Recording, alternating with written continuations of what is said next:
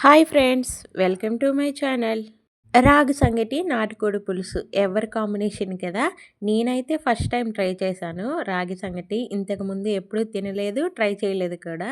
అది కూడా నాటుకోడి పులుసుతో ట్రై చేశాను. చాలా బాగుంది. నాటుకోడి పులుసు నేను ఎలా చేసుకున్నానో ఈ వీడియోలో చూపించేస్తాను. చూసి మీరు కూడా ట్రై చేసేయండి. చికెన్ని ముందుగానే పసుపు ఉప్పుతో క్లీన్ చేసి పెట్టుకున్నాను. కర్రీ కోసం కొంచెం, మసాలా కోసం కొంచెం ఉల్లిపాయలు టమోటాలు కట్ చేసి పెట్టుకున్నాను.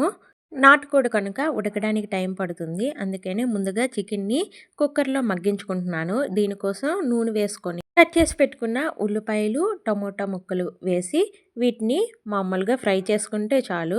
చికెన్ని కుక్కర్లో వార్చుకుంటున్నాం కనుక ఉల్లిపాయ టమోటాలు ఎక్కువసేపు మగ్గాల్సిన అవసరం లేదు. విజిల్కి మెత్తగా అయిపోతాయి. ఇందులోనే ఒక 2-3 స్పూన్లు అల్లం వెల్లుల్లి పేస్ట్ వేసి ఒకసారి పచ్చివాసన పోయేంత వరకు గరిటతో కలుపుకుందాము. మీ రుచికి తగ్గట్టుగా ఉప్పు, కారం, పసుపు వేసుకోండి. చికెన్కి బాగా పడుతుంది. కాడలతో సహా కొత్తిమీరను కూడా వేసుకొని ఒకసారి కలుపుకున్నాను.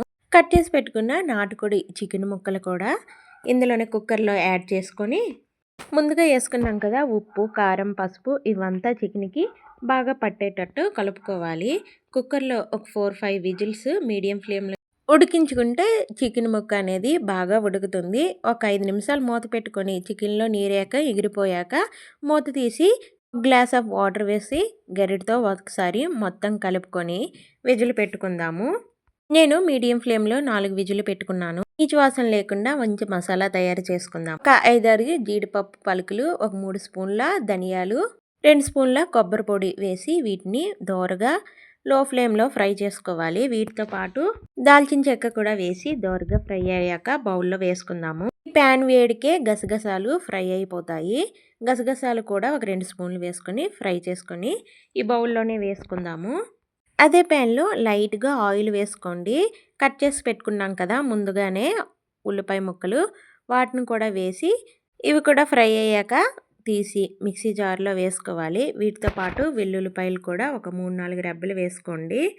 ఈ మసాలాతోనే కూర టేస్ట్ చాలా బాగుంటుంది. ఒకసారి ట్రై చేశారంటే మళ్ళీ మళ్ళీ చేస్తూనే ఉంటారు.